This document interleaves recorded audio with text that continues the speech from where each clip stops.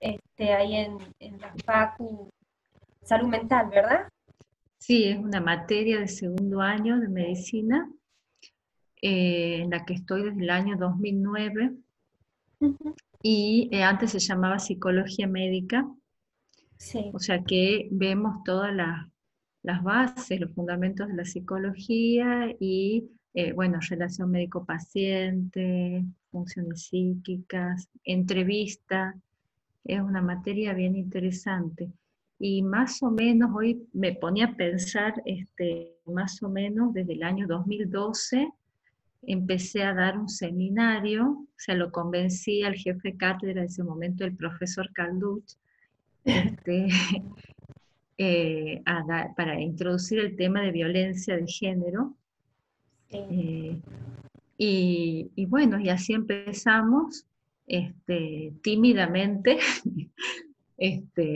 a transitar, digamos, ese camino de incorporar elementos y poder transmitirlos, ¿no? De violencia de género.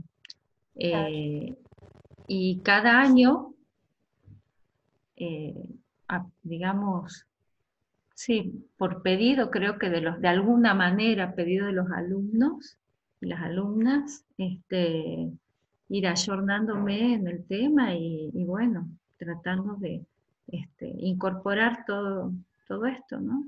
O algo, claro. Sí, sí, sí, problematizar, aparte algo problematizar. tan, claro, tan actual que sucede. Sí, Y en estos tiempos está bastante complicado también, ¿no? ujú, sí. Así que bueno, un poco es contar eso que pasó estos años. Claro. Bueno, bueno, tenemos también a nuestra compañera, para mí es todo un honor, con Ay, Daniela sí, Mayanco, sí, me dice, sí, chicos, fue una propuesta maravillosa, pero también de nervios estar con ella, semejante sí, figura. Creo que claro, todos estamos claro, igual. totalmente. Sí. Sí, sí, sí, sí. Sí, Y ya en breve ahí me avisan que se va a estar conectando, pero no es para poner nervioso a nadie, ajá, solo para avisarles.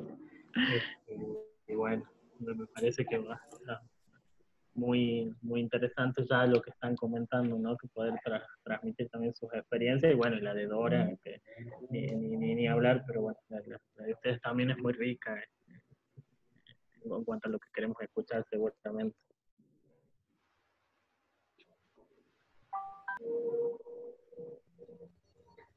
Chicos, ¿cómo tienen pensado un poco las intervenciones? Ahí Vamos Solano ya les va a ir comentando un poco, profe, ya esperemos 2 minutitos que se termine de sumar la gente, este, bueno, y sí, ya ahí comentamos más o menos, ya bien Solano y Lourdes quedan a cargo de toda la actividad, de los perfecto. compañeros, y ahí ya comentarán seguramente bien cómo viene la mano de la actividad, y bueno, cualquier duda igual nos pueden ir diciendo. bien.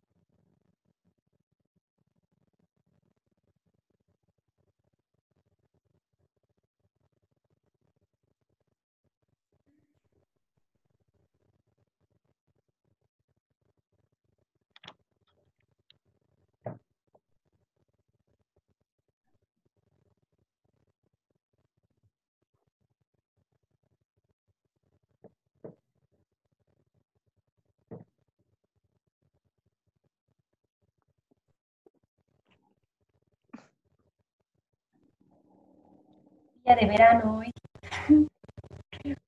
Sí, terrible el calor hoy. No sé qué me va a dejar para el verano. Sí, está re de verano. Ayer a la noche, impresionante la luna que había. Yo estaba dormida, me despertó el viento. En realidad, quiero hacer una confesión, no me podía dormir, me estaba medio nerviosa con lo de hoy. Y bueno, me estaba así medio entre dormida y salí afuera y una luna maravillosa. Estaba buen augurio el día de hoy, ¿no? Totalmente. Sí.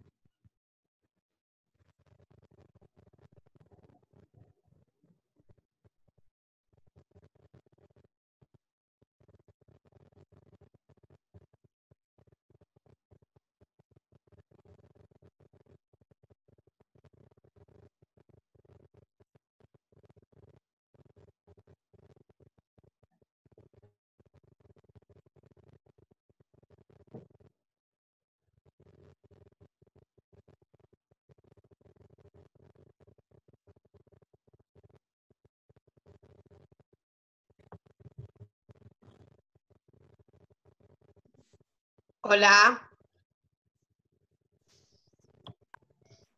¿cómo les va? Hola, ¿qué tal? Hola, buenas tardes. Buenas tardes. tardes, Dora. Hola, buenas tardes. Hola, buenas, ¿cómo están? Muy bien. Muy Se bien. les ve muy bien. Contenta de poder compartir esto.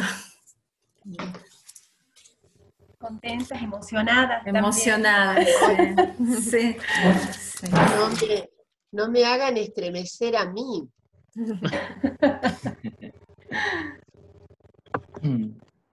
Bueno, más o menos vamos a explicar cómo va a ser la dinámica de todo el A ver. conversatorio, ¿sí? Bueno, principalmente yo voy a presentar más o menos cómo va a ser todo, por qué nos reunimos todos, el espacio que hemos organizado. Y bueno, va a ser así, primero va a hablar Dora, ¿sí? Dora Barrancos, y luego, bueno, la profesora Julia y la doctora van a ir exponiendo después. Lo ideal sería... Perdón, Agustín. ¿Sí? Yo creí que me iban a preguntar, ¿no?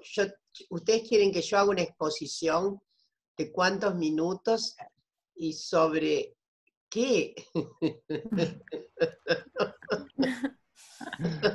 Bien. Sí, bueno, Sería principalmente... bueno. Sí, obvio. Principalmente sería la idea de que ya hablemos cómo el tema de la ciencia de la salud interpela en el género, ¿sí? La problemática actual. Bueno, más que nada nosotros hemos abierto este debate, principalmente, bueno, como estudiantes y futuros profesionales de la salud, y el compromiso que tenemos mediante generar este tipo de espacios para que podamos ir, bueno, abriendo un debate y conversando sobre todo. Muy bien. ¿Sí? Lo ideal, bueno, sería el rol, sí, el rol más que nada, la perspectiva que usted tiene, Dora, ¿sí? Y el trabajo que también viene haciendo, que nosotros las venimos siguiendo hace mucho, porque bueno, esto es una idea que venimos trabajando hace mucho también, hasta que bueno, por el tema de la pandemia, bueno, le hemos tenido que dar durante esta plataforma. Bueno, sería más o menos 20 minutos, 25 minutos, ¿sí? Y de ahí serán unos 10 minutos, 15 minutos para preguntas, algunas preguntas que hagan los participantes, y bueno, y de ahí seguir a la próxima expositora. Bueno, muy bien. Cuando ustedes digan. Bien, a ver. Perdón, Solano, solo para acotar, en primer lugar, Dora, muchísimas gracias, ¿no? por participar. Agradezco también a Carolina Valderrama, que es de su equipo, quien nos facilitó el contacto con usted. Mi hermana. Su hermana, doctora. ¡Vos sos la! ¡Oh! ¡Qué bueno! Así que agradecemos ahí. Y bueno, también, bueno, comentarles de Catexia, de lo que viene siendo la Favaloro, que son 2 espacios en conjunto, que estamos en la Facultad de Psicología y de Medicina, intentando articular, ¿no? Algo que por ahí muchas veces se plantean como disciplinas antagonistas, pero que conviven muy amenamente cuando hay perspectivas sobre todo de derechos en estas miradas. Así que bueno, bueno, perdón por meterme, pero bueno, muchísimas gracias, ya la dejo exponer. Hermoso. Gracias, muchas gracias. Bueno, porque no tenía muy claro hacia dónde íbamos a ir. Entonces, muchas gracias. Un gusto enorme tener a Valderrama número 2. Caro es de la familia. Así que bueno. Bueno, yo voy a exponer unos 20 minutos, así me imagino que hay un ángulo que a ustedes les interesa mucho, porque ustedes son de una comunidad que tiene que ver con las disciplinas psi. Una comunidad que tiene que ver con las disciplinas psi. Y son unas disciplinas, obviamente digo las disciplinas psi, se abren en un as, han tenido un suelo de instalación que ha estado muy, ¿cómo decirlo? Muy consustanciado con lo que serían los aportes de la biología. Hay una nutriente principal de la conformación, inclusive pensando en figuras tan regentes y al mismo tiempo tan insurrectas como el propio Freud. Pero el acompañamiento, hay un acompañamiento, uno podría decir, telúrico, de base. Aunque Freud, evidentemente, es la ruptura, porque el psiquismo tiene una estructura que justamente se despega de lo que sería la vieja articulación fisiológica en la que se veían sobre todo estas perspectivas disciplinarias pre-freudianas.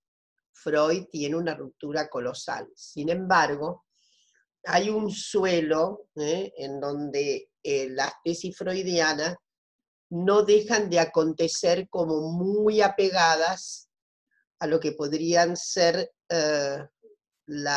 hay una indiscutible colonización todavía de adhesión bio en las concepciones de Freud. Hay un movimiento de diástole y sístole en Freud, o sea, es un desapego notable, porque la estructura psíquica no más remite a lo que antes de él se pensaba, pero al mismo tiempo una no deja de examinar, yo no soy experta en Freud, soy experta en todo caso en la crítica a Freud formulada por las feministas, ¿no? Entonces puedo cometer inmensos atropellos a la razón freudiana. Desde luego, hemos tenido obligaciones fundamentales de lecturas de Freud, pero, en fin, los desacuerdos que han devenido a propósito de las últimas insurgencias feministas, me refiero a los años 60 y 70 para acá, en donde evidentemente hubo uno de los grandes cuestionados fueron las propias tesis de Freud, ¿no? Y entonces, y sigue el cuestionamiento, ¿no? Yo tengo la impresión, esto lo digo con mucha prudencia, de que justamente uno de los entreveros que tiene el psicoanálisis es justamente la cuestión de género. Entreveros aún mayores por esto de las diásporas sexogenéricas hoy día, que enloquecen la brújula freudiana. ¿Está claro? Entonces hay un orden de derechos extraordinario, inclusive orden de derechos que ha convertido a nuestro orden jurídico en algo que parecía inamovible. Nuestro orden jurídico tiene una ruptura más allá de que se den cuenta o no los y las operadores de justicia, está claro lo que quiero decir. Pero la ruptura en el orden jurídico es la ruptura que produce nada menos que la ley de identidad de género. Es la primera vez que el Estado reconoce la reconfiguración diaspórica del sexo-género. ¿Está claro? Y yo tengo la impresión de que el orden jurídico, obviamente en virtud de los cambios extraordinarios habidos en las representaciones en el poder legislativo, ha ido mucho más lejos, mucho más lejos. Es la primera vez que ocurre un desajuste enorme entre lo que dice el orden jurídico y lo que todavía dicen los mayores apegos a la, ¿cómo decirlo?, al fuste mayor teorético freudiano. ¿Ah? Porque hace poco tiempo, relativamente poco tiempo, que hubo que destronar del orden freudiano la cuestión conceptual de perversiones, por ejemplo, para decirlo en términos que ustedes conocen muy bien. Aunque Freud fue una figura genial. Yo creo que Freud lamentablemente muere ahí, en una de las circunstancias de mayor encrucijada, porque quién sabe qué hubiera sido. Lacan obviamente tiene una contribución notable, pero ahí queda, ¿no? Hay una contribución, pero ahí queda. Entonces, es muy probable, por eso a Lacan por ahí le exigimos más, porque cuando Lacan se convierte en Lacan y se convierte en lacanismo, ya había una reconfiguración feminista muy importante. Muy importante. Yo no puedo olvidar el reto de Luce Irigaray. No sé si ustedes han leído a Luce Irigaray, una figura, fue alumna de Lacan, terminó muy mal, y Irigaray hizo un texto notable, que es efectivamente un gran reto sobre todo a Lacan. Sí, el reto es Freud-Lacan, pero una podría decir que su reto es mayor a Lacan. En un libro que yo invito a leer en todo caso, que se llama Speculum, no de espejo, de Speculum, de una mujer, y en donde ella va a desarrollar justamente todas las antinomias generadas a propósito de, obviamente, esa fragua Freud-Lacan, pero sobre todo su oposición es notable con relación a las tesis de Lacan. Entonces, recapitulando, hay un Freud que es absolutamente disruptivo, no cabe duda. Hay cuestiones que avisora Freud que son fundamentales. Bueno, el inconsciente, la infancia que se revela como una situación polimórfica, perversa. Las acentuaciones que tiene acerca de la acentuación, el hecho de haber extraído la circunstancia de la histeria, que desde luego él se da cuenta y llega ahí, que lo que está detrás de la histérica es el orden patriarcal. Lo que está detrás de la histérica es el orden patriarcal, ¿no? Y la imposibilidad de pronunciar eso que, bueno, que efectivamente ya produce un cierto abismo en la ruptura, ¿no? En suma, espero no haber sido muy desordenada porque vamos más adelante. Quiero decir, toda esa fragua se las ve ahora, y este es el problema porque yo he estado en varios coloquios con, obviamente, la gente muy formada en psicoanálisis y demás, y entonces aparece un entrevero muy, muy importante hoy día.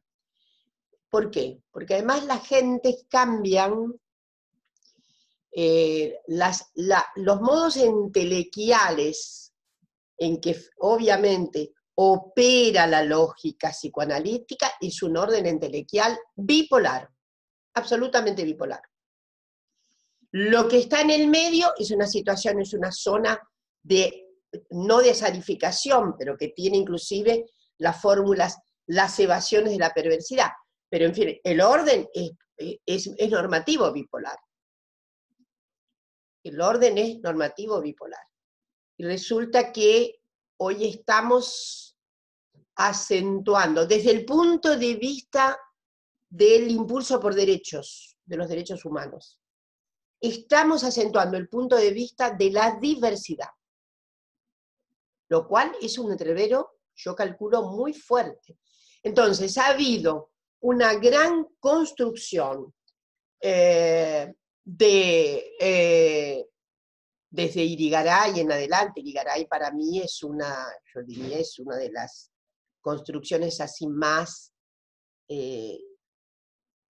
¿cómo decirlo?, de las más enjundiosas, es una circunstancia. Pero bueno, yo no dejo de pensar en la cantidad inclusive de aporte que hizo en gran medida el psicoanálisis filo-argentino en España, ¿no? Con, en fin, con muchas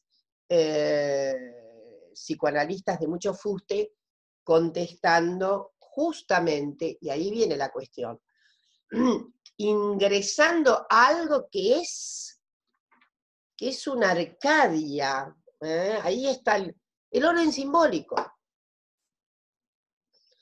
Porque el orden simbólico se cruza o se vertebra con el símbolo padre. El orden simbólico se vertebra con el símbolo padre. Entonces, todas las desarticulaciones, ayer nomás estábamos con una querida psicoanalista hablando acerca de las dificultades que se le presentaba a la masa en general, a la profesión, con relación a la argumentación matrimonio igualitario en nuestro país. Y sobre todo, el problema de la comaternidad y de la copaternidad. Más difícil desde el punto de vista, digo, de la logicidad que tiene la construcción simbólica, la copaternidad, ¿no? Porque en realidad había ahí una circunstancia muy interesante,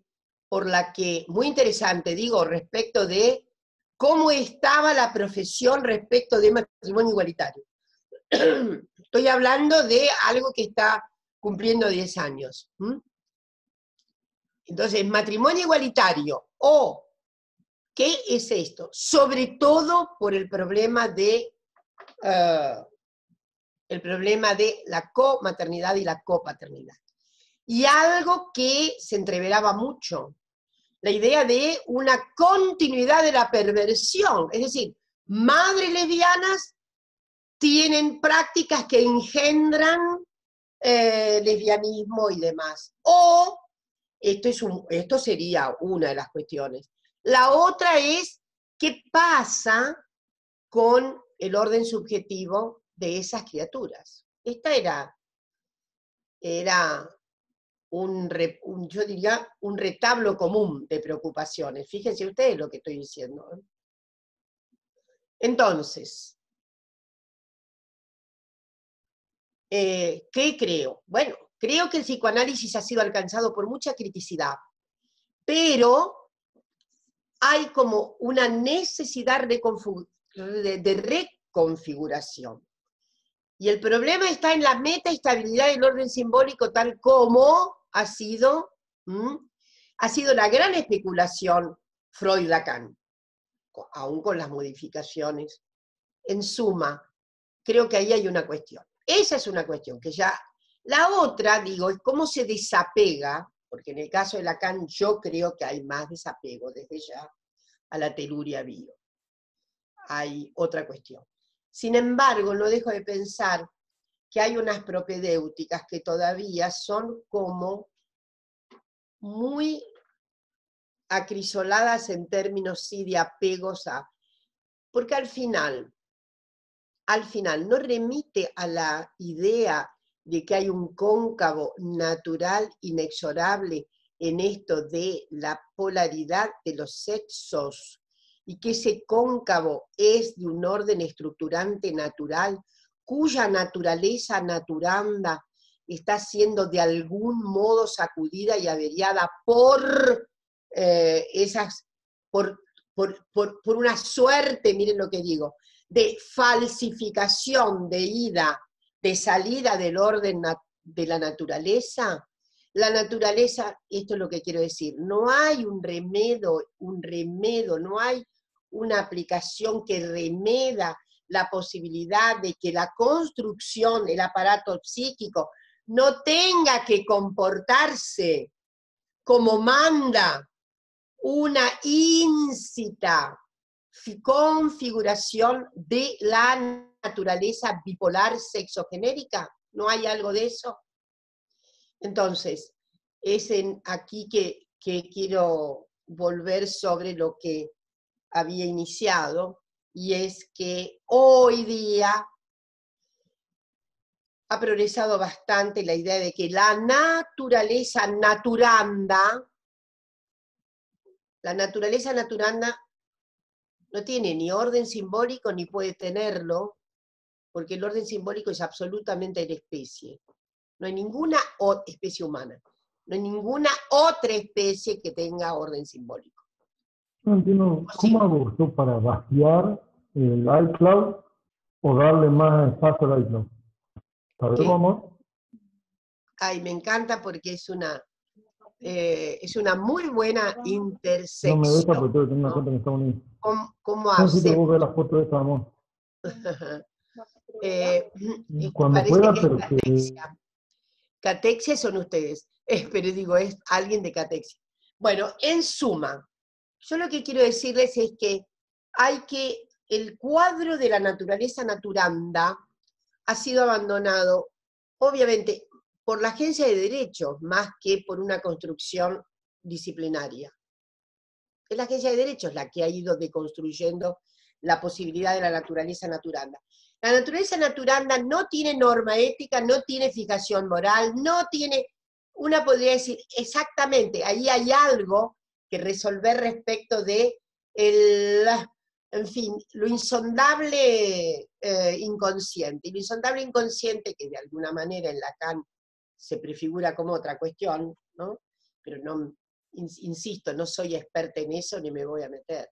Lo que quiero decir es que suena a que todavía hay como unas habilitaciones normativas, como si hubiera una habilitación normativa. Y esa habilitación normativa, ¿dónde puede encontrar su autorización? En la naturaleza naturanda. ¿Y la naturaleza naturanda qué es?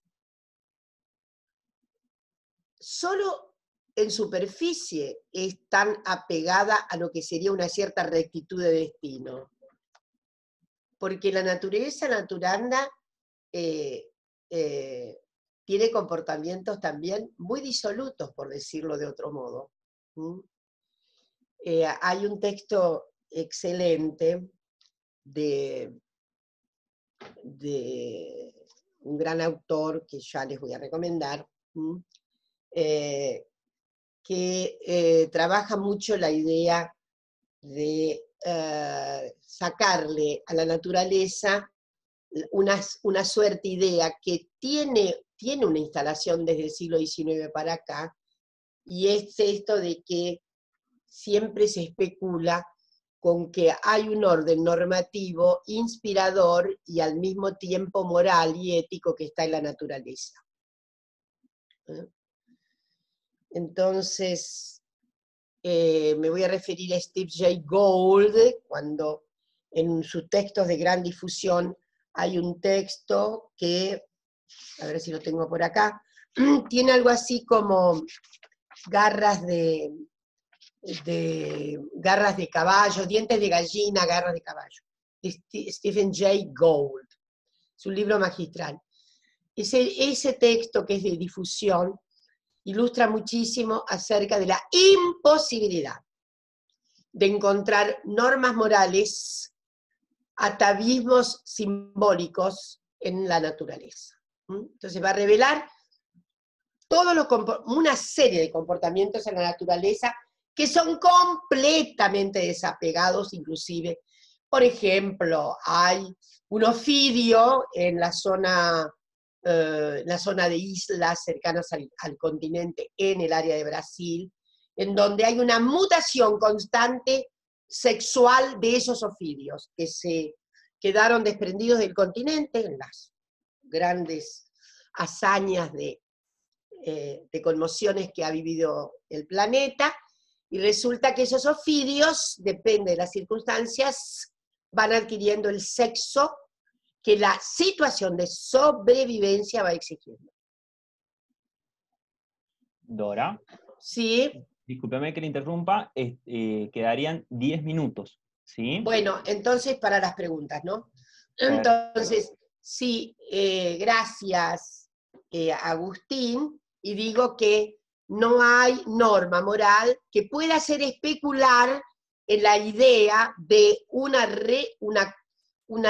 ¿cómo puedo decir? Una configuración de orden simbólico que remita a la metaestabilidad de una regencia normativa. ¿Está claro lo que quiero decir? Entonces, no se puede encontrar ahí.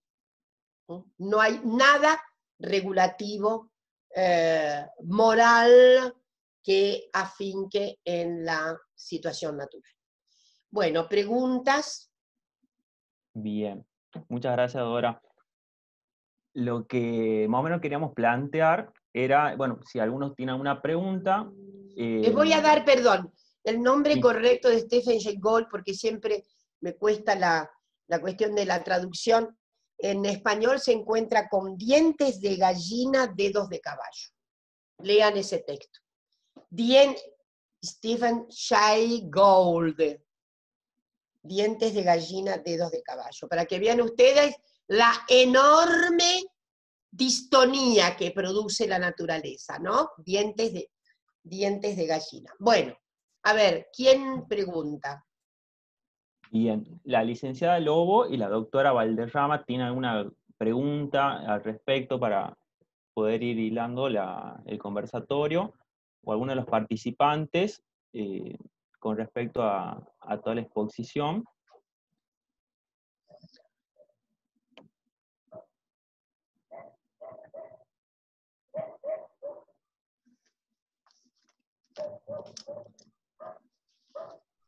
¿La doctora Lobo o la doctora Valderrama?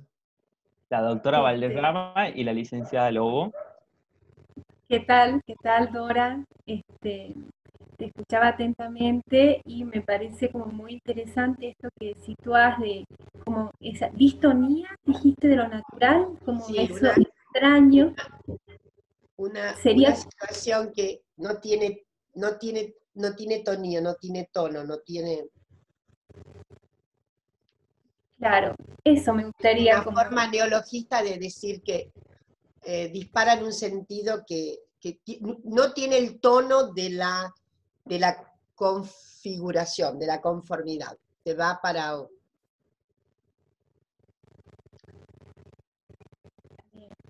No, me parece interesante como para pensarlo, ¿no? En lo extraño o introducir, o sea, como para ir pensando a la naturaleza como algo extraño, ¿no? Como elementos ahí de lo natural que no es tan natural, ¿no? Que está intervenido. Muy bien, porque además intervenimos la naturaleza. La naturaleza en verdad cada vez es menos natural. Ya está intervenida por el lenguaje. Ustedes saben que a mí me encanta decir algo, siempre, no sé si saben, pero como tengo platea nueva, lo digo. La naturaleza no tiene la menor idea que se llama naturaleza. Bien. Dora, hicieron una pregunta, si usted puede desarrollar más sobre la idea de que en la histeria es el orden patriarcal. ¿Y la histérica, pobre que es?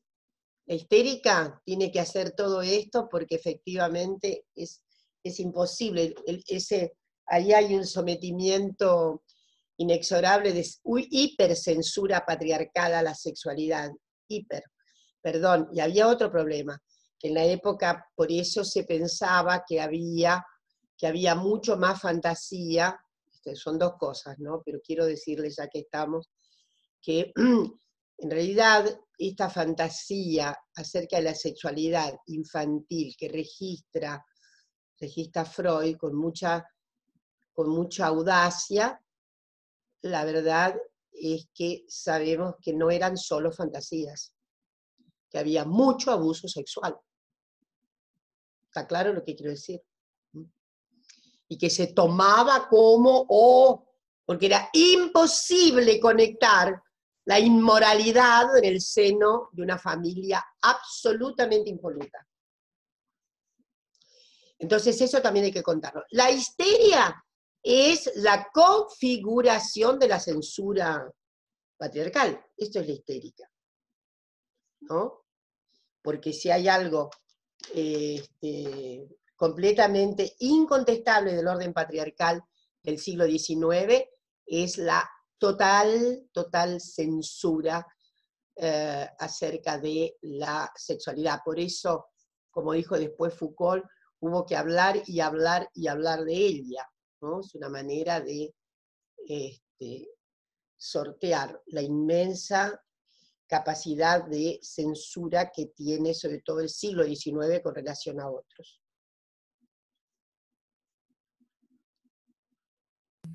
Dora, y digamos un poco trayendo tus palabras a la práctica, hablaba con una de las exalumnas de la Cátedra de Salud Mental 1, que está en segundo año de medicina, de la cual soy docente. Me gustaría preguntarte cuáles son tus aportes para fortalecer la perspectiva de género en la formación de los futuros profesionales médicos, que, trayendo esto de la histeria, o la histérica, o la H, ¿no? Las famosas H de las guardias, que llegaban con sus crisis de angustia, y lo que hacían era pellizcar el pezón, en vez de escuchar. Entonces, ¿cómo poder ante esto, ¿no? Vos sos muy joven, todavía existía, vos todavía viste. No. Pero te contaban. Sí.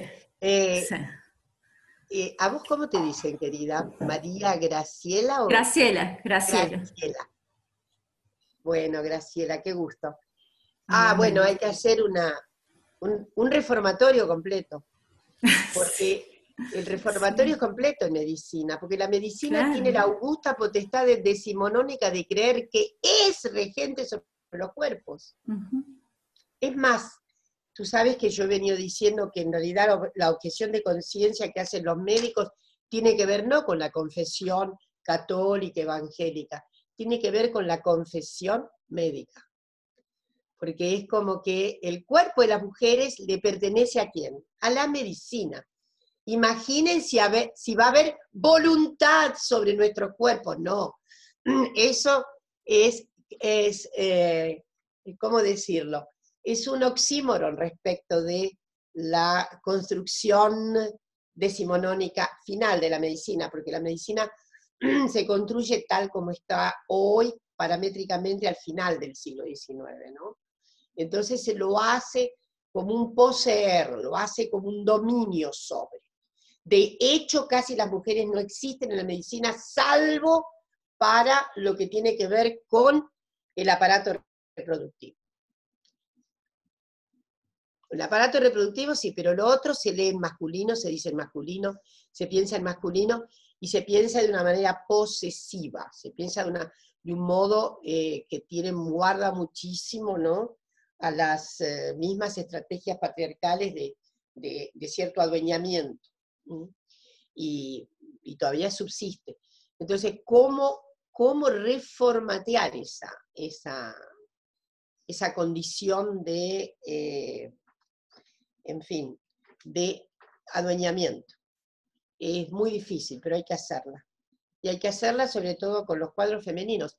Los cuadros femeninos hoy día son una enorme mayoría en la medicina. O la medicina en Córdoba y en cualquier lugar tiene hoy mucho más egresadas mujeres. Ahora, el problema es cuando el equipamiento patriarcal es un equipamiento también femenino. Este es otro problema. Pero se requiere un orden muy...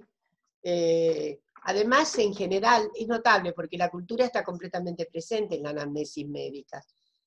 Voy a decir esto rápido. Un médico, cuando hacemos consulta, no le pregunta al esófago cómo se da con el vaso, o en fin. Nos pregunta ¿qué? Sobre la cultura. ¿Qué comemos? Si tenemos actividad sexual o no. Si tenemos apetito de qué. Entonces, ¿qué es eso? ¿Con quién conversa finalmente? ¿Cómo vive? ¿Cómo trabaja? ¿Cómo come? ¿Come de más? ¿Come de menos? ¿Come con sal? ¿Come con mucha manteca? Entonces, ¿qué son esas? Son todas las intersecciones de la cultura. Y esto debería hacer cambiar un poco la óptica. Nadie duda de que existe lo fisiológico y demás. Pero en realidad todo eso está completamente atravesado, está completamente colonizado. Cada vez más la naturaleza está atravesada por la cultura. Y ahí nomás tenemos el COVID-19 para decir cuán atravesada por la cultura está la naturaleza. Cuán intervenida está. Entonces, esa intervención puede producir también cosas muy, muy nocivas y muy agresivas. ¿Alguien más?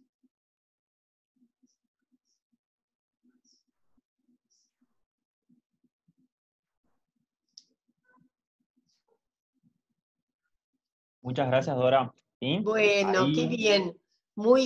Agustín es un rector impresionante. Bueno, nada, un abrazo muy grande y seguimos algún otro momento. Gracias Seguro. a Julia y a Graciela. Muchísimas gracias. Muchas gracias. Gracias a vos. Muchas gracias. Sigamos pensando en voz alta. Un gran abrazo y mucha salud. Igualmente, muchas gracias. Igualmente. Adiós.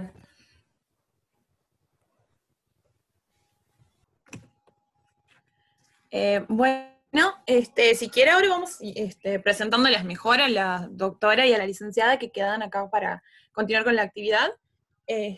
Bueno, la licenciada Julia Lobo ya contaba al principio, no sé si todos escucharon, que ella también es docente de la universidad, y también la doctora Graciela Valderrama, que es docente de la Cátedra de Salud Mental 1. Bueno, la idea ahora, que supongo que no sé si será volver sobre lo que dijo Dora, creo que sería mejor que cada una exponga lo que le parece, converse saque sus conclusiones, como quieran. No sé si la licenciada quiere empezar. Bueno, puedo comenzar, si estás de acuerdo, Graciela.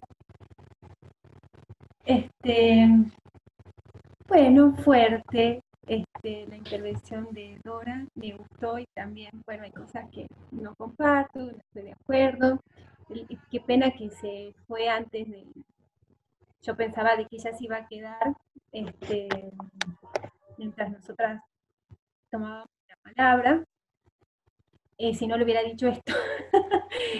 No, si nos habló de su agenda apretada, así que teníamos pocos minutos, por eso estábamos también un poco rígidos con eso, contando los minutos ahí.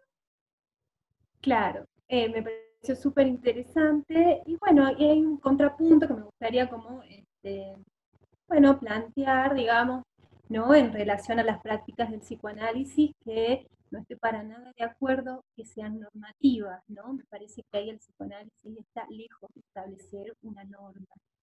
Pero me gustaría como, bueno, argumentar un poco eso, y había pensado para el día de hoy una serie de preguntas. Si bien la materia donde yo estoy que es desde el lugar donde puedo hablar, que es Direcciones Contemporáneas de la Psicología, y desde la práctica psicoanalítica que tengo, digamos, en experiencia como analista y como analizante, ¿no? Son dos aspectos que, bueno, que se ponen en juego en la lectura de hoy, o sea, lo que un poco les quiero comentar. Y una de las preguntas que me parece como interesante de situar es qué nos hace pensar hoy que el sexo, ¿no? Y es una pregunta que se hace Foucault en el año 76, en la Historia de la Locura, el primer volumen, La voluntad de saber, ¿no? Y dice, ¿qué nos hace pensar hoy que el sexo nos define en nuestra identidad? ¿Qué nos hace pensar que el sexo nos habla de nosotros mismos, ¿no? Me parecía también interesante de pensarlo y admiro un montón la lucha de Dora Barranco en relación a, por ejemplo, la ley de identidad de género, ¿no? Y es un punto interesante el pensar el tema del sexo, el género y la identidad, ¿no? Entonces, por un lado, me parece como interesante esta pregunta, digamos, de que me parece que a partir de la modernidad, ¿no? Y creo que hace Foucault, a partir del siglo XVIII, XIX en adelante, ¿no? Estamos subjetivados y nuestra identidad pasa, ¿no? Por nuestras definiciones sexuales. Es así que necesitamos una ley que nos permita, o sea, que el Estado nos avale a poder a poder cambiar nuestra identidad, ¿no? Y eso es una legitimación legal que nos da el Estado y nos definiría, ¿no? En tanto nuestra identidad, y eso queda registrado en nuestro documento de identidad, ¿no? Yo, mujer, por ejemplo, quiero cambiar mi identidad de género y de pasar de ser Julia Lobo, llamarme Julio Lobo, no puedo ir y hacerlo llenando un formulario, y eso es un montón, ¿no? Entonces, pero eso es una manera, ¿no? Que tiene y una forma de pensarnos a nosotros mismos que tiene su nacimiento con la modernidad. Un tanto pensando también desde ese dispositivo de la sexualidad que desarrolla Foucault y el lugar que también le da al psicoanálisis, ¿no? En toda esta historia, ¿no? Y también pensando que de cómo piensa la sexualidad como un dispositivo complejo, ¿no? De distintos elementos heterogéneos que producen subjetividades, ¿no? Y esa producción de subjetividades está en relación a una definición identitaria, imaginaria del sexo, ¿no? ¿Quién prosigue un poco esta pregunta y la pone en términos del género es nuestra querida Judith Butler, ¿no? En que ella en los años 90, seguramente deben haber leído El género en disputa, ¿no? Retoma, me parece a mi entender, esta pregunta acerca de qué nos define, acerca de la identidad, porque como el subtítulo del libro del género en disputa, se llamará así El feminismo y la subversión de la identidad. Y acá me parece algo como interesante que se empieza a plantear, no es el sexo como identidad o el género como identidad, ambos, ¿no? Productos de dispositivos, productos culturales e históricos y sociales, ¿no? Que vienen a nombrarnos, que vienen a definirnos.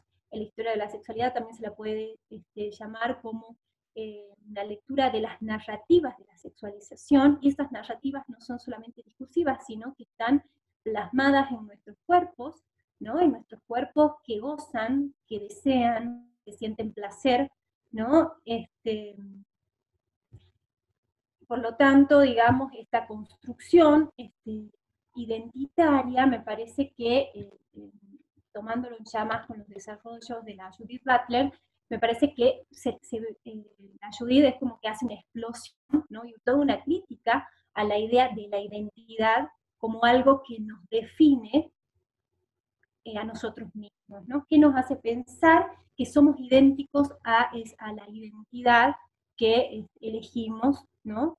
Y eso me parece como interesante, porque la categoría de identidad de género para la Judith es una categoría que está incompleta o inacabada, ¿no? Y con esto me parece que destroza un montón de lógicas binarias y, por ejemplo, el principio 1 de la lógica, el principio de la identidad, ¿no? Que cada cosa es idéntica a sí mismo.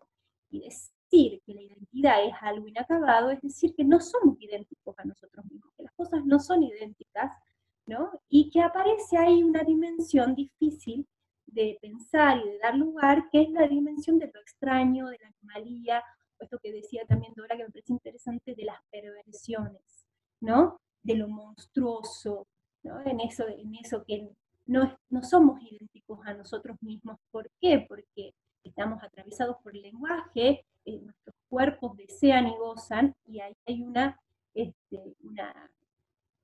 distancia, ¿no? Algo que separa. Y me parece un intervalo, podríamos decir, ¿no? Y me parece como interesante, y por ahí tomando otra perspectiva y otra lectura de Freud, especialmente un Freud joven, por ejemplo, el que escribe en 1905 3 ensayos por una teoría sexual, ¿no? En donde me parece que es muy arriesgado Freud ahí cuando habla de toda la constitución, ¿no? Subjetiva y la asunción de la sexualidad y las distintas etapas, y en donde hay una apuesta a una descentralización del placer en la genitalidad, es decir, él, ¿no? a partir de la categoría de perversiones, de alguna manera, y postulando que a la infancia y al niño como polimorfo, un perverso polimorfo, ¿no? Descentra el placer en lo genital, ¿no? Entonces lo lleva a otros aspectos del cuerpo, como los otros agujeros que tenemos en nuestro cuerpo, ¿no? La boca, los ojos, el oído, el ano, ¿no? Todas esas distintas instancias. Entonces, lejos está de pensar en términos binarios, ¿no? A mi entender. Y por otro lado, también está fuertemente la hipótesis de la bisexualidad de fondo, ¿no? Es interesante esa lectura, y por otro lado también hay un texto interesante dentro de esta lógica de poder pensar las extrañezas, desde el psicoanálisis, que es, por ejemplo, lo siniestro, ¿no? En donde Freud ahí va a ubicar, ¿no? Algo que se vuelve extraño. ¿Qué sería lo siniestro? Lo define así, lo unheimlich. Lo unheimlich sería cuando lo familiar se nos vuelve extraño, cuando la familia se nos vuelve extraña, ¿no? O sea, cuando algo de nosotros se nos vuelve extraño, cuando algo de nuestra identidad se conmueve, cuando algo de lo que nos está definiendo a nosotros se vuelve extraño, ahí nos angustiamos y ahí se produce algo nuevo, ¿no? Ahí estaría la interpelación, me parece interesante como también han nombrado, ¿no? Esto de cómo las ciencias de salud interpelan el género y cómo el género interpela a la ciencia de la salud, ¿no? Y me parece que en ese lugar de la interpelación está el lugar de lo extraño, de la angustia, de lo que viene a abrir un intervalo quizás en esta idea acabada, identitaria o binaria, que podríamos nombrarnos solamente como mujeres y varones. Por otro lado, me parece también interesante que, por ejemplo, hoy en día, qué mejor lugar, digamos, digo yo desde mi experiencia, ¿no? Para poder hablar de las desconstrucciones o cómo uno asume su sexualidad, sus avatares, por la extrañeza del deseo y de los goces, que el dispositivo analítico. Lejos de normativizar el deseo, ¿no? O los goces, abre a una interpelación, abre a una problematización, ¿no? En apuesta de una lectura singular, ¿no? Entonces eso también me parece como muy interesante bueno, de hacer ahí un contrapunto. Y otra cosa que me parece interesante, no sé si estoy con tiempo, para, ¿sí? para nombrar estas ambivalencias que decíamos, cuando lo familiar se vuelve extraño, ¿no? Cuando encontramos, ya sea en los análisis personales o cuando nos encontramos con deseos extraños de los propios, de nosotros mismos, ¿no? Que nos abren ahí un signo de interrogación. Me parece que ahí el psicoanálisis tiene una posición política y ética muy interesante y que está afín con una premisa del feminismo que dice lo personal es político, ¿no? Porque desde donde nosotros nos situamos, por ejemplo, para interpretar, para llevar, no sé, para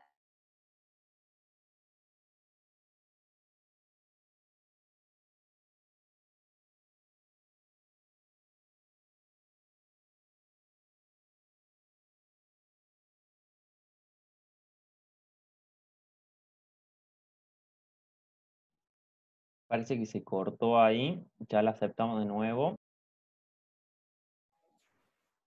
Sí.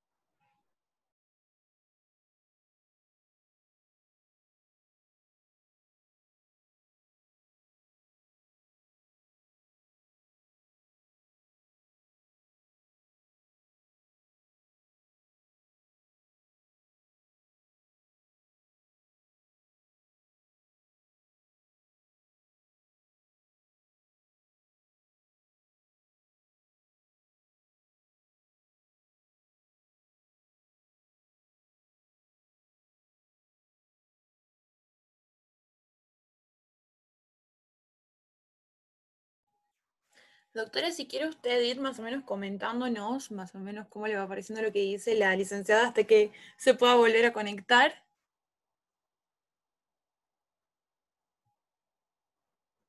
No sé, creo que sigue silenciada. Bueno, Ahí si le ahí está, gracias. Perfecto. Si les parece, me gustaría comentar un poco, bueno, parte del... Ahí se ve. ¿Vuelve? sí. Ah, aquí está Julia, salió dale. bien. Sí, Ahí está. dale, Sí, dale. esto- Disculpen, no sé qué pasó. Me quedé sin señal y se cortó. Ahí me escuchan bien, ¿verdad? sí. Bueno, un poco era eso, ¿no? Y simplemente para cerrar, cómo este lugar de intervalo, de extrañeza, de ambigüedad, que nos interpela en nuestras lógicas binarias, da lugar a lo contingente, o cómo pensar lo contingente, lo accidental, el acontecimiento, ¿no? Y me parece como interesante, y con esto ya termino, que poner a jugar estas categorías de sexo, género, deseo y las múltiples combinaciones que lejos están de definirnos solamente como mujer y como varón, ¿no? Desde, bueno, me parece muy interesante abrir bueno, a esa dimensión de las múltiples combinaciones que tenemos en relación a la asunción de nuestra sexualidad y cómo experimentamos el deseo, y que lógicamente me parece como muy interesante eso que decía Dora de la distonia de lo natural. Claramente está explotada esa categoría, no hay nada de natural, ¿no? En la asunción de nuestra sexualidad y de nuestro género. Bueno, un poco eso. Con Y esto justo dejo y ya mientras... después seguimos conversando. No, sí, justamente, o sea, estábamos esperándola y estábamos viendo a la doctora si quería ir comentando más o menos lo que usted nos venía contando.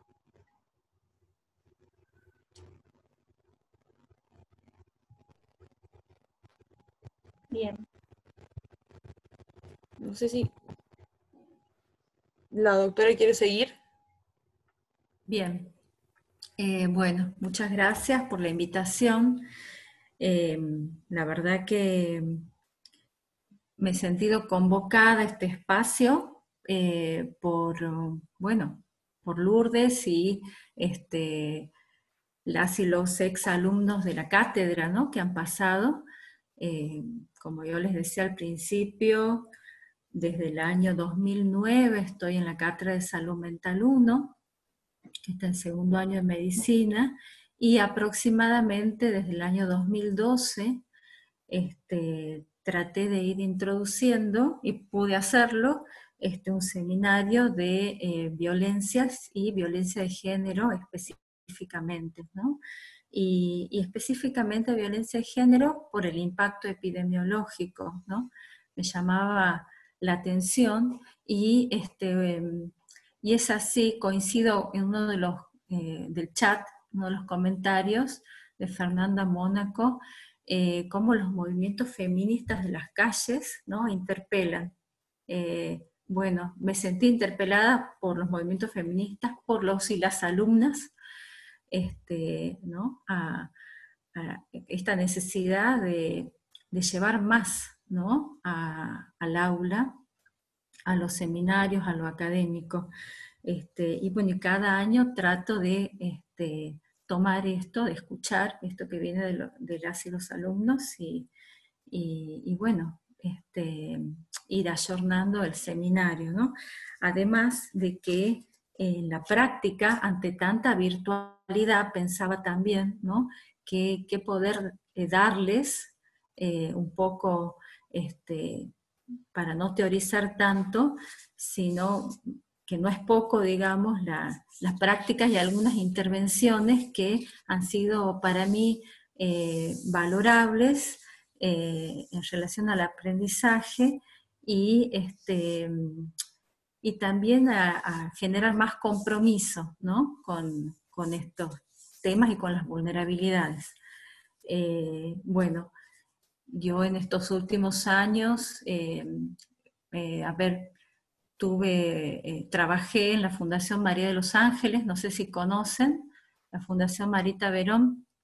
Formé parte del equipo técnico de acompañamiento de víctimas de trata, de acompañamiento clínico y acompañamiento en los juicios, preparación para poder dar testimonio, que muchas veces no era posible, simplemente no era posible.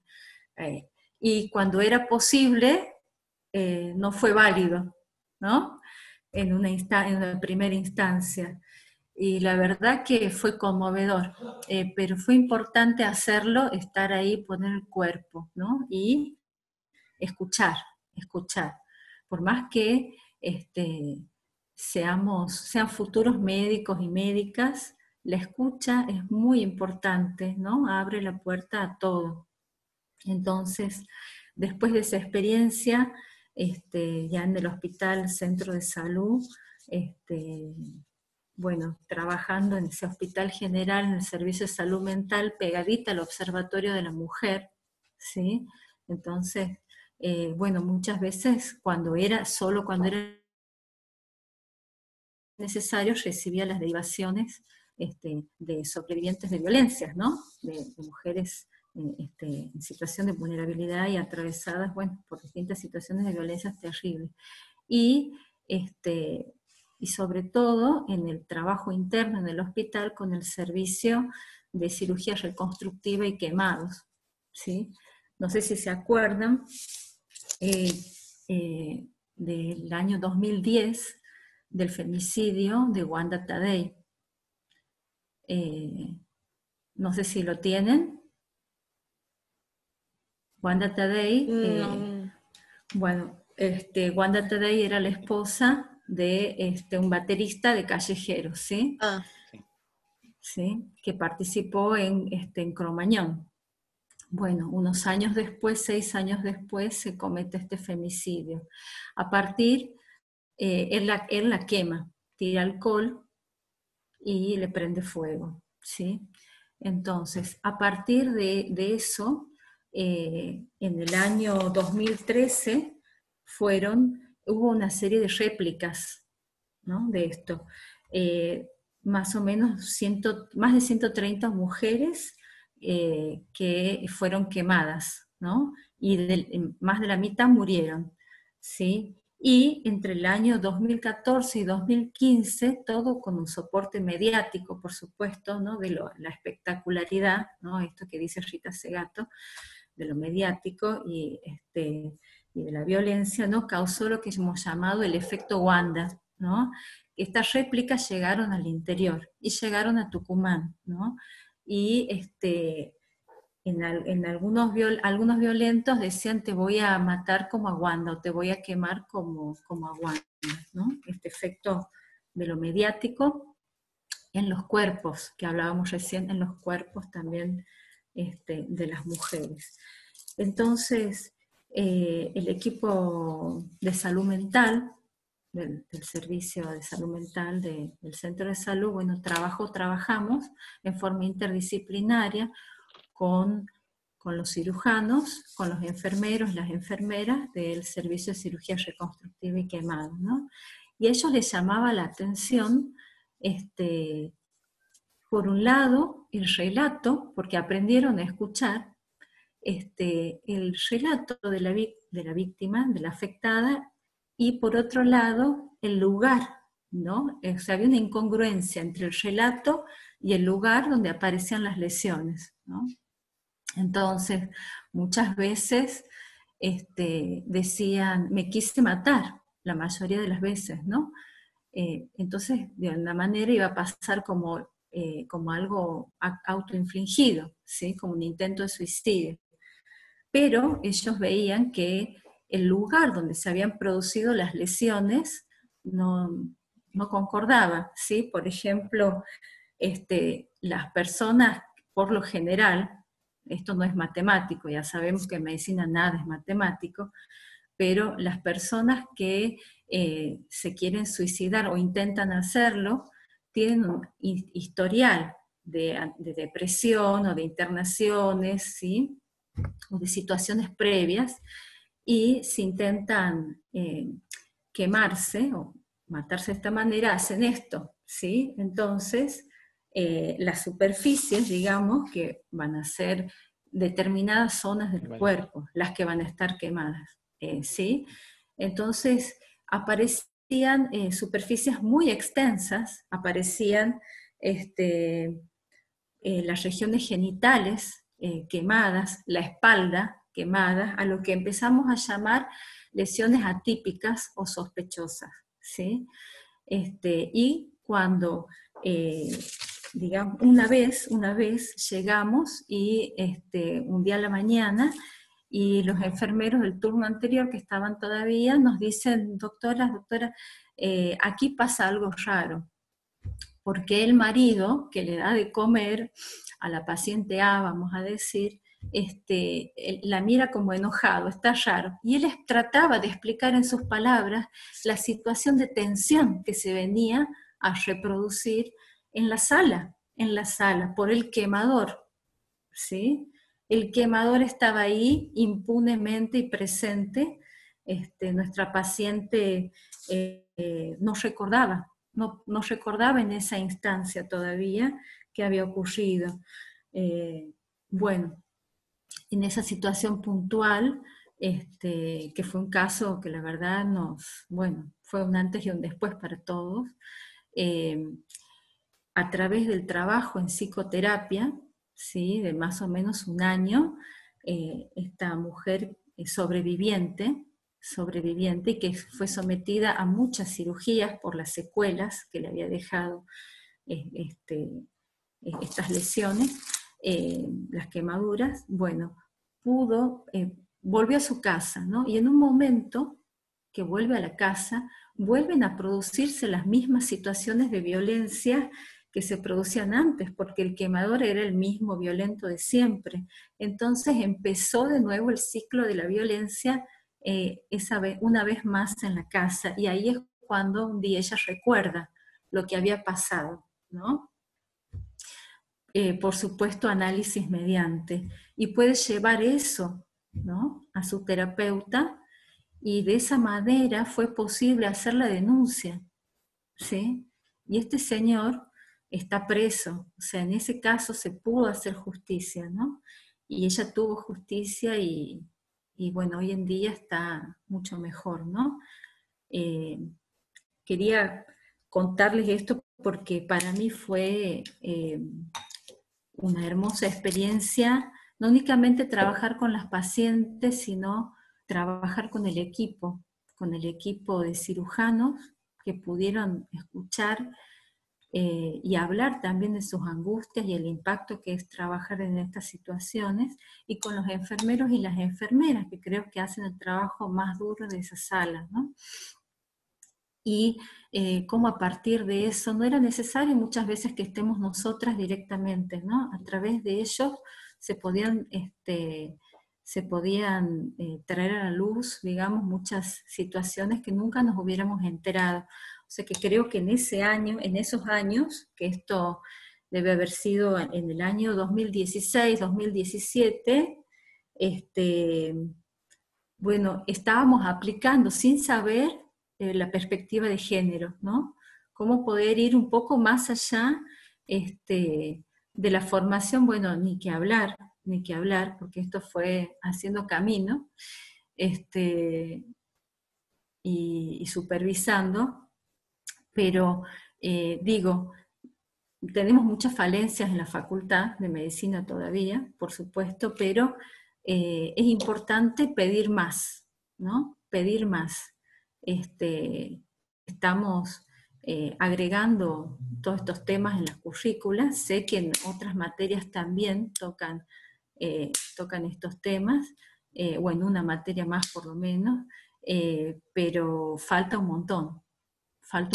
Entonces, me parece que está bueno que ustedes se enteren de este tipo de experiencias, de la práctica, que quizá los puedan motivar. A mí todavía me motiva, y me encanta poder hacer estos acompañamientos, ¿no?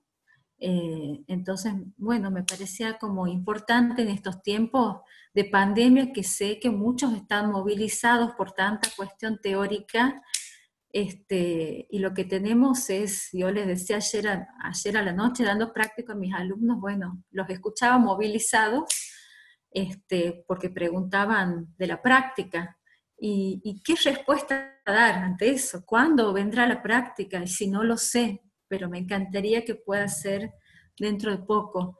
Entonces, hasta eso, poder transmitirle algo de lo rico de la clínica y el acompañamiento, ¿no? Y la escucha, fundamental. Por más que estemos en medicina, es importante la escucha, ¿no? Bueno, eso. Sí, muchas gracias, doctora. Justamente cuando usted hablaba de eso, me parecía muy importante que esos tipos de testimonios, como usted decía, esa parte práctica, que por ahí estamos muy lejos en la carrera de tenerlo, o simplemente por ahora no lo estamos viviendo por las circunstancias, como usted decía, que nos lo acerque y que también nos brinde un espacio un poco más como le decía, más relajado para después de tantas clases y tanta teoría. Así que bueno, si alguien quiere hacer más preguntas, si la licenciada tiene alguna pregunta para usted o usted para la licenciada, creo que en el chat sí había una pregunta para usted, licenciada. A mí me parece muy interesante el testimonio, Graciela, y también esto que remarcas de la escucha, ¿no? Del paciente, del médico, ¿no? Y que me parece que sí, justamente es como la posibilidad también de las intervenciones de ustedes, a partir de una escucha, y, ¿no? Y más en el ámbito de la psiquiatría, ¿no? Sí, sin no tentarse a patologizar, ¿no? Yo les digo a mis colegas por ahí, uno tiene el oído afilado, pero ojo con no patologizar, ¿no? Sí, eso es importante. Y una cosa que recién quería agregar, pensando, Sí. esto cómo a través de la escucha se pudo romper ese pacto de silencio, ¿no? Sí, entonces generar una escucha empática, generar la empatía, ¿sí? Para que pueda esa persona que tenemos al frente, bueno, empezar a hablar, a recordar, ¿no? A enlazar. Claro, fue ahí habilitarla, ¿no? Habilitarla a que pueda enunciar su padecimiento, lo que estaba pasando, lo que le estaba pasando con ese otro. Así es. Sí, totalmente. Qué importante, ¿no? Y me parece que viene totalmente interesante también para este tema que estábamos, ¿no? De la dimensión de género, justamente ahí como interpela las categorías desde nosotros intervenimos. Qué sé yo, desde la psicología o desde el psicoanálisis, o sea, hay una ligación importante con las categorías de DSM-4, por ejemplo, no tanto el psicoanálisis, pero sí la psicología. Es más, tenemos una materia, psicopatología 1, me acuerdo, no sé si seguirá, pero se estudiaba el DSM-4, ahora imagino que el 5, no sé, pero las taxonomías de la psiquiatría, y más de la psiquiatría clásica también, ordenan también nuestro campo, ¿no?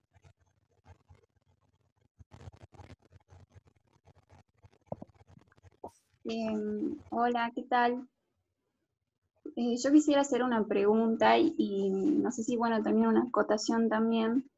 Bueno, yo no tengo nada que ver con el tema de la medicina, yo estudio historia, pero participo en un merendero aquí ubicado en Yerbabuena, en La Rinconada, y bueno, yo soy parte y comando la parte de género. Y bueno, en esa parte como que queremos organizarnos, todo el tema de brindar talleres, por eso estoy tomando este curso, capacitación, con el poco conocimiento que tenemos nosotras como compañeras de 20, 22 años estudiantes, y bueno, como que también traerles a este espacio que me parece muy importante, que es lo que pasa en las villas, ¿no? ¿Qué es lo que pasa a las mujeres en las villas? ¿Qué es el feminismo villero? ¿No? Nosotros ahí en el merendero, como que en ese espacio de decir, bueno, que tenemos la olla popular, el tema del amasado y todas esas cosas, como que las mujeres pueden brindarnos y contarnos muchas cosas que en su casa no las pueden hablar porque viven con el agresor, y más con todo este tema de la pandemia, ¿no? Bueno, eso como que me parecía muy importante acotar, y también como preguntarle qué es como lo que le generó a usted interiormente, desde la experiencia, todo eso que usted vivió. No sé si se entiende la pregunta.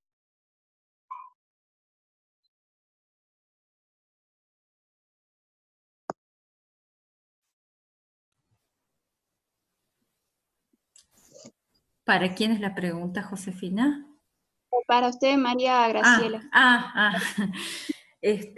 Bueno, ¿y qué me generó? Bueno, por supuesto que en los primeros años me movilizaba mucho.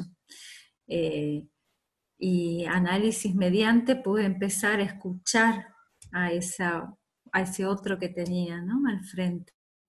Por supuesto que sí, es importante que acompañe la formación y el espacio de análisis, ¿no? Y aprender a saber cuál es nuestro límite y, bueno, para poder seguir adelante y ayudando y acompañando, ¿no? Sí, pero por supuesto que análisis mediante, con formación y análisis mediante, sí, sí. Me parece muy valioso el trabajo que hacen, Josefina, parece muy importante.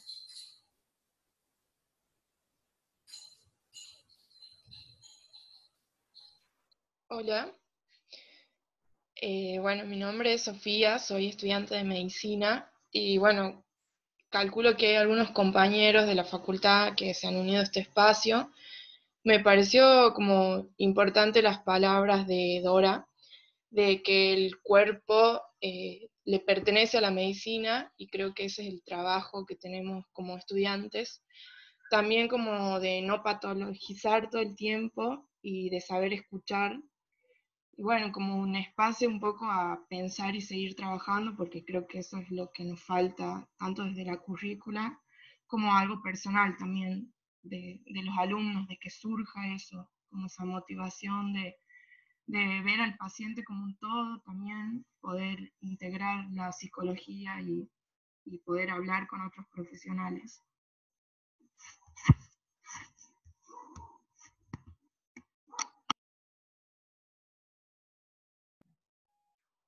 Doctora, ahí también tiene más preguntas en el chat.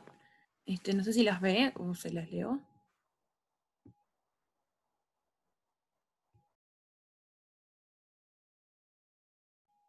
Está silenciada, doctora. Ahí estoy leyendo, de la medicina me parece fundamental ese trabajo interdisciplinar, por ejemplo, en discernir que no fue un intento, sino una agresión. Sí, los hay, sí los hay, sí, y se propicia que haya, por supuesto, sí los hay. Y aquí no es únicamente el espacio PSI, aquí lo rico fue que mi sueño era ir a un hospital general, ¿no? Y pude hacerlo porque era esto de desarrollar el trabajo con el resto de las especialidades, ¿no? O sea, decíamos cuando estábamos en la residencia, el paciente real, ¿no? El paciente que está, la persona que está en el hospital, que tiene otras cuestiones, ¿no? No la persona que está en el psiquiátrico o en el monovalente, ¿sí?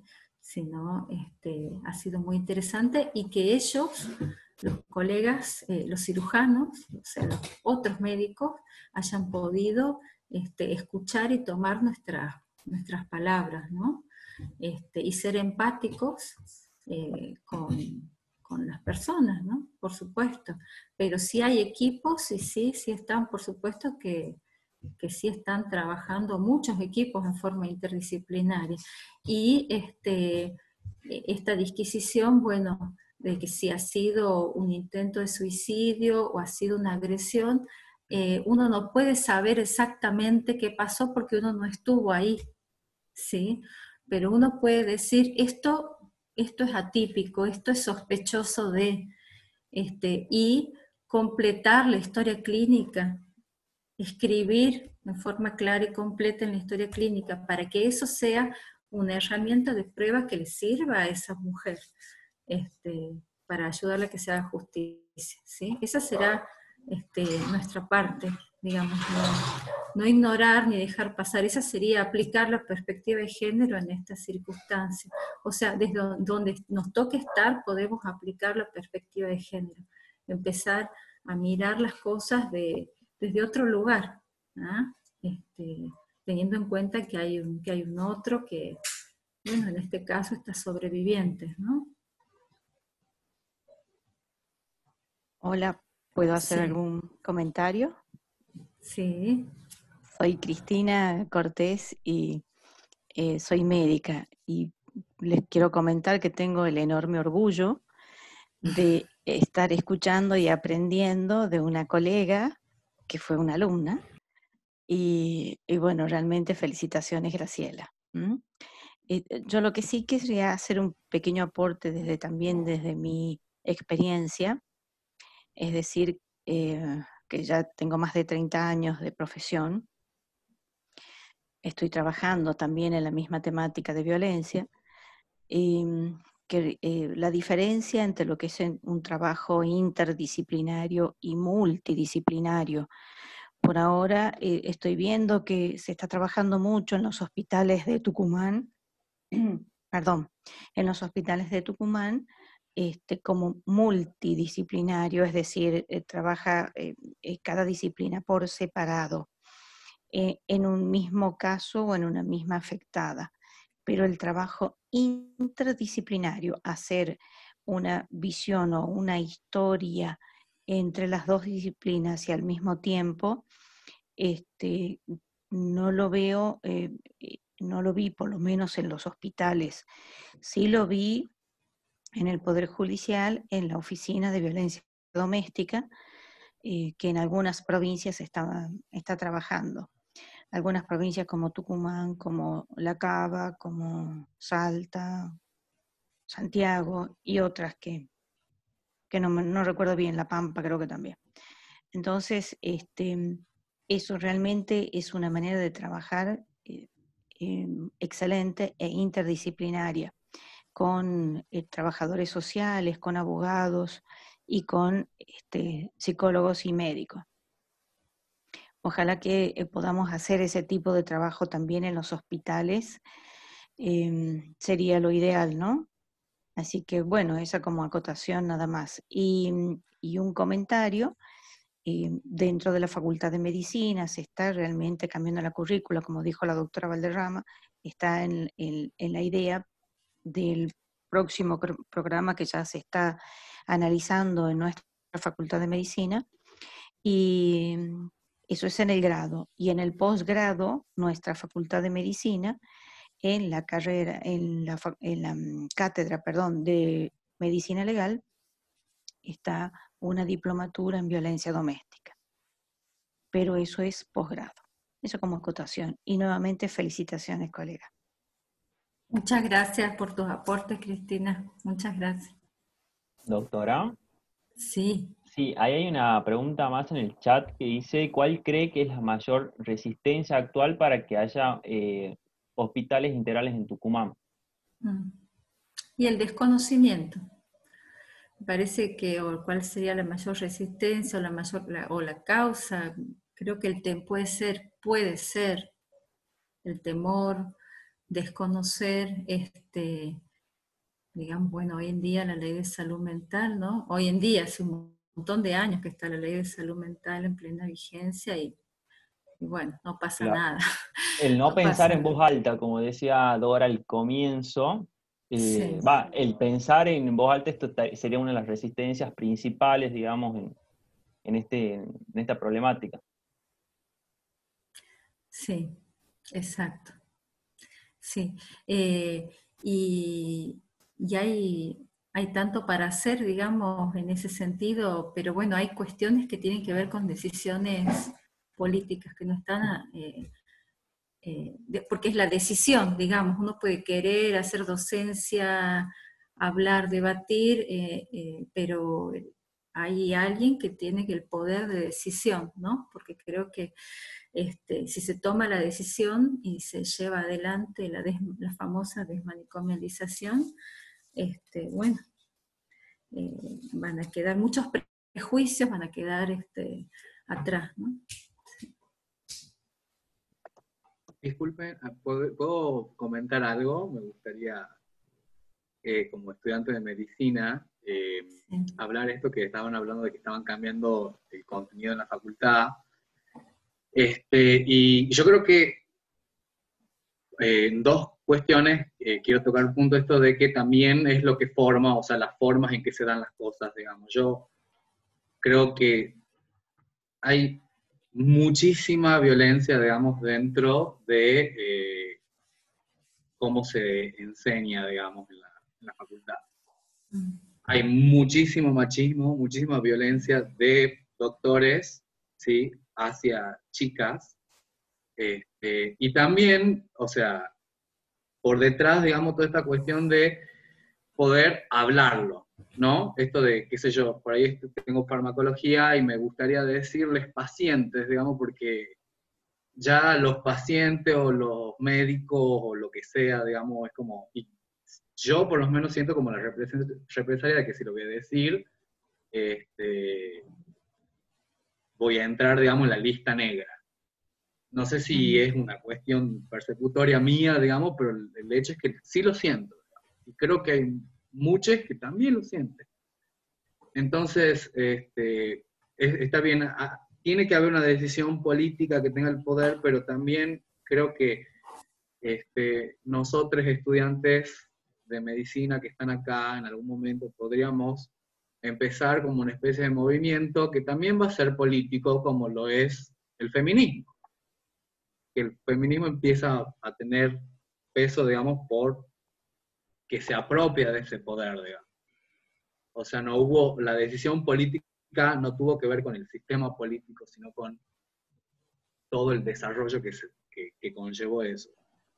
Entonces, no sé, eso más va para mis compañeros, digamos, como decir, bueno, o sea, primero como que me remil emociona un montón que se esté hablando de esto y que hayan asistido un montón. Pero bueno, no sé, yo podría dejar mi número si alguien se quiere contactar conmigo para ver cómo empezamos algo, digamos, y poder tener algún tipo de contención donde chicas no se quieran o se tengan que sí o sí inscribir a la convención de tal doctor, digamos, porque saben cómo es, digamos. Sí, ¿cómo es tu nombre? Miguel Mejail. Miguel, mira Miguel, en la Facultad de Medicina y en otras, creo que en psicología también, en odontología, está en abogacía también, el observatorio, ¿sí? Observatorio de violencia, ¿sí? Institucional, o sea, hacia los alumnos, ¿sí? Y alumnas. Entonces, estaría bueno, y tiene un correo en la página de la Facultad de Medicina, en el campus virtual, hay un cuadradito en la parte derecha, una columna derecha, donde ahí cliqueas en el título y te va a salir el mail, y pueden, y es importante que lo hagan, pedir asesoramiento y llevar las denuncias, las inquietudes, solicitar una entrevista. Para eso se ha hecho. Úsenlo, úsenlo. Sí, o sea, estoy de acuerdo con eso. La verdad que no sabía que estaba, pero aún así sigo pensando que la cuestión de poder crear el movimiento entre nosotros nos va a dar, porque también esto de, te animás a pasar por ese proceso en el sentido de que te puede salir mal. Entonces, eso está bien, tenés como el respaldo institucional que puede ser que haya salido mal disparado, digamos, pero entonces es como llevamos a le alumne que lo diga, digamos, sabiendo que por lo menos va a tener el respaldo de sus pares, digamos, no sé, como que yo siento que, o por lo menos siento que eso me falta a mí también, ¿no? Eso como sentir que hay un lugar dentro de la facultad, digamos, al que puedo recurrir si esto pasa, digamos.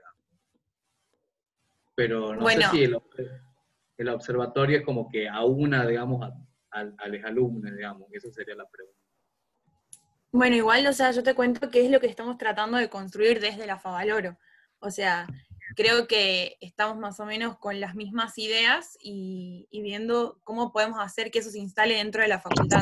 Así que te invitamos a que te sumes si tenés ganas, y justamente desde la Favaloro nacen este tipo de espacios porque creo que a todas y a todos nos está pasando esto que vos contás. Así que estás invitado si te querés sumar y proponer más ideas para que estos espacios sigan ocurriendo, porque bueno, como vos decís, en la facultad esto no está instalado. Por ahí somos algunos, pero instalado en sí no está, no hay un lugar, una agrupación, alguien a quien uno vaya o una vaya y presente este tipo de propuestas y hable de este tipo de inquietudes, así que desde la Favaloro estamos tratando de construir eso. Genial, bueno, vamos a hacerlo. Entonces, existe. No sé si alguien tiene más preguntas. Creo que había varias preguntas. Yo sí puedo. Bueno, no sé, compa, si... Sí.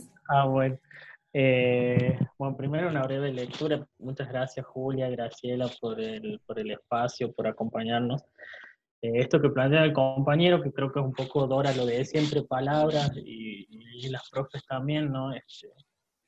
Desgraciadamente yo creo que la institución nunca nos va a dar todas las respuestas, ni todas las lecturas que uno quisiera, y muchas veces no responde ni a su época misma, digamos. Creo que está un poco atrasada en muchas lecturas, la institución en sí, pero bueno, coincido en esto de generar espacios propios como estudiantes, como docentes, como desde los lugares que nos ocupen. O sea, los marcos legales existen. Ya Dora nos planteaba una ley de identidad de género que fue bisagra en su momento y amparada y elogiada en el mundo, una ley de matrimonio igualitario, una ley de salud mental, pero con un montón de resistencias, pero resistencias creo que también desde las formaciones académicas, ¿no? Porque nosotros venimos con una formación, hablamos mucho en psicología de la interdisciplina, de las miradas multiparadigmáticas, de los diversos discursos que van a interpelar nuestra profesión, pero no existe una formación interdisciplinaria de práctica en nuestra facultad, no existe en la mirada en sí. Y por ahí, desde nuestro lugar, creo que de CATEX, la Favalor y las diferentes agrupaciones que pueden tener las facultades, creo que estamos interpelados en decir, bueno, generemos nosotros como estudiantes esos espacios, convoquemos nosotros a los docentes y a los diferentes lugares y a plantear diferentes discusiones. La medicina y la psicología en sus surgimientos están en una manera mucho más punitiva, mucho más de generar controles sobre los cuerpos, o sea, surgen como más disciplinariamente desde esos lados, no como miradas de derecho, ni como mirada para ampliar los horizontes de género, ni nada de eso, sino eso y ni siquiera nuestra generación fue la que lo hizo, y hay generaciones que han venido discutiendo todos estos temas mucho antes. Yo coincido por ahí un poco esto de que Julia decía, el psicoanálisis no recuerdo la palabra que usó Dora ahora, pero, o sea, el psicoanálisis tiene que ser crítico, tiene que ser disruptivo, tiene que tener una mirada contrahegemónica constantemente, porque si no, no estamos hablando de psicoanálisis, básicamente. Estamos hablando de sostenernos en esas lógicas de DSM y con una fuerte patologización. Entonces me parece que estos espacios en la medicina y la psicología se logren encontrar de otras maneras, y no como esos discursos antagónicos que muchas veces nos forman con esos discursos, como profesionales muy de consultorio, que no está mal ser un profesional de consultorio, pero que hay una mirada mucho más amplia, porque ya, o sea, desde las teorías de Freud, que la clínica subjetiva siempre es una clínica social también. Pero bueno, mi pregunta iba en base a todo esto que venimos dialogando y a esta lectura que puedo ir pensando con ustedes, es ¿qué piensan o qué lecturas pueden pensar ustedes como un obstáculo en sí en base a nuestras formaciones académicas o que ustedes han podido vivir esos obstáculos? ¿Y qué posibles respuestas se pueden pensar en base a esos obstáculos disciplinarios, netamente de nuestras diferentes líneas teóricas? Espero que se entienda. ¿Qué obstáculo? ¿Para qué? ¿Para intercambio interdisciplinar sería? Claro, para unas miradas de la complejidad, o sea, yo recuerdo mucho a Alice Stolkiner, por ejemplo, ella plantea que se nos exige ser interdisciplinarios por la indisciplina de los padecimientos actuales. O sea, como que ya no podemos mirar bajo la psicología solamente una problemática de salud, ni la medicina puede dar una respuesta única, pero no se nos forma así, o sea, se nos forma como que somos respuestas únicas. Entonces, ¿cuáles son esos obstáculos que ustedes pueden ver desde sus prácticas y qué posibilidades o qué otras lecturas pueden pensar? Me parece muy interesante tu pregunta, y un poco sí, me parece que la deformación que sufrimos quizás en la Facultad de Psicología, ¿no? Es que es cierto que estos espacios de interlocución vienen gestados más por las instancias como ustedes, ¿no? Desde los estudiantes, ¿no? Y que en la formación en sí no tenemos espacio para este tipo de debates, por eso me parece como tan importante el día de hoy, por ejemplo, haber escuchado desde la perspectiva de la sociología, desde la medicina, un tema que nos interpela tanto como es el género, ¿no? Y pensar ahí los modos de subjetivación, ¿no?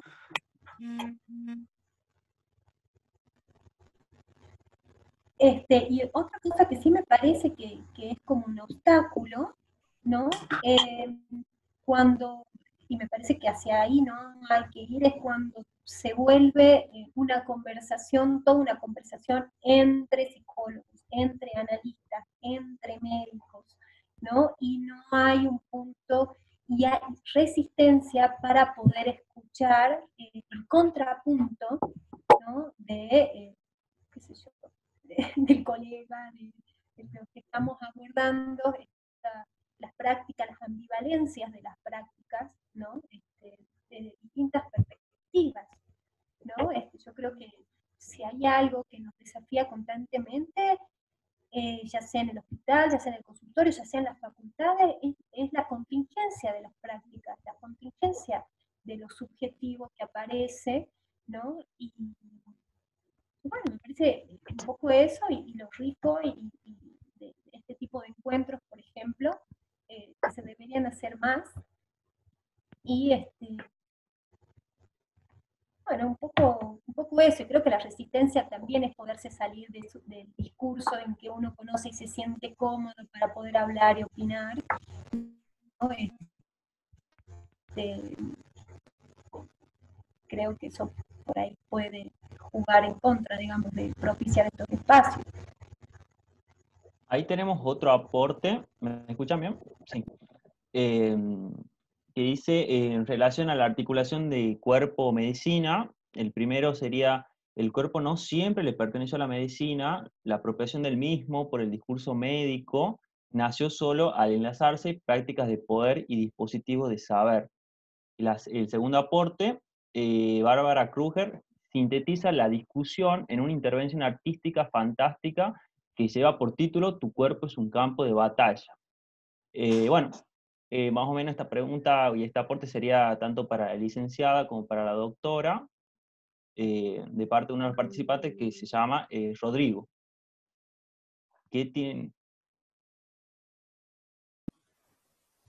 Sí, un poco brevemente en relación a lo que hablaba Julia recién y Matías también, ¿no? Que tiene que ver un poco con esto.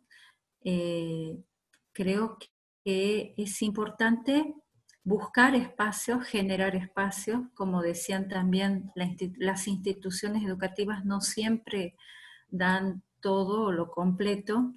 Yo la verdad que tuve la oportunidad de hacer la residencia de psiquiatría en el Hospital Ovalle, aquí, y es una residencia donde también hacen la residencia los psicólogos clínicos, y después se incorporaron los licenciados en trabajo social, ¿no? Entonces, ese trabajo desde la formación y trabajo y formación, fue un espacio muy enriquecedor y aprendí a escuchar al otro, ¿sí? Hacerlo el trabajo de ese modo, es como que después no hay otro modo, ¿no? Dejando afuera otras disciplinas, se hace difícil. Tanto es así que cuando pasé del hospital monovalente al hospital general, bueno, fue toda una novedad, en realidad, ¿no? Y bueno, y llevé este aporte ahí a ese lugar, ¿no? Entonces, por ahí, que no siempre se puede hacer la residencia, pero incorporarse en espacios, buscar esos espacios, ser selectivos con esos espacios, ¿no? O propiciarlos como estos que estamos haciendo, generando ahora, ¿no? Porque es cierto lo que dice Rodrigo, totalmente de acuerdo, pero bueno, ¿qué va a pasar ahora? ¿Qué hacemos de ahora en más? ¿No? ¿Qué posición tomamos?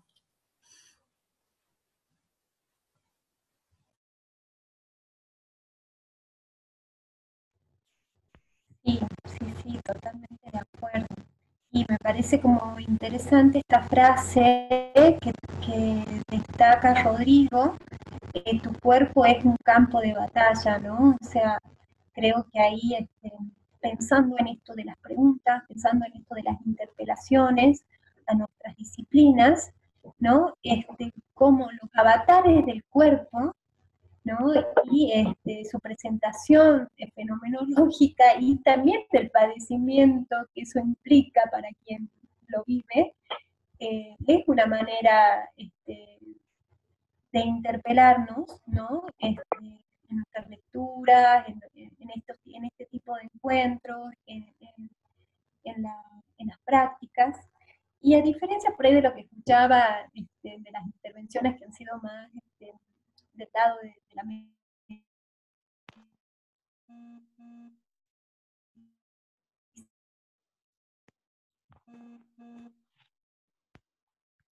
viene más por el lado de, estamos como muy acostumbrados al escuchar, ¿no? Estamos como muy formados al prestar el oído, Y quizás nuestra falencia en ese punto es las intervenciones, el modo de la operación, no sé, tomando un término médico, ¿no?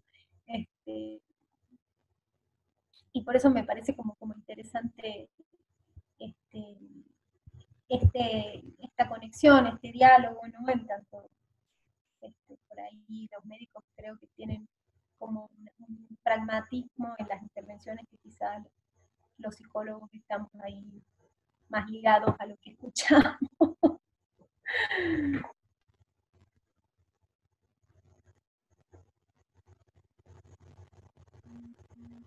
Bueno, la verdad que quería agradecer, creo que en nombre de todos mis compañeros, si se puede, creo, el tiempo, el tiempo de ambas, ha sido increíble sus aportes, sus experiencias, bueno, apuntando siempre a que estos espacios sigan sucediendo, así que muchísimas, muchísimas gracias. Igual si alguien tiene alguna pregunta, nos la puede acercar al Instagram de Catexia o de la Favalore y nosotras los tratamos de compartir, porque ahora, bueno, la doctora también se tiene que retirar y estamos todos con poco tiempo. Así que bueno, nada de eso, agradecerles muchísimo por el tiempo, de verdad. Muchas gracias a ustedes por convocarme. Muchas gracias. Y la verdad que muchas gracias. Un gusto y un placer. No, decía que para mí fue un gusto y un placer participar, escucharlos, y bueno, más que agradecida por este espacio y bueno, esperemos que tengamos más encuentros.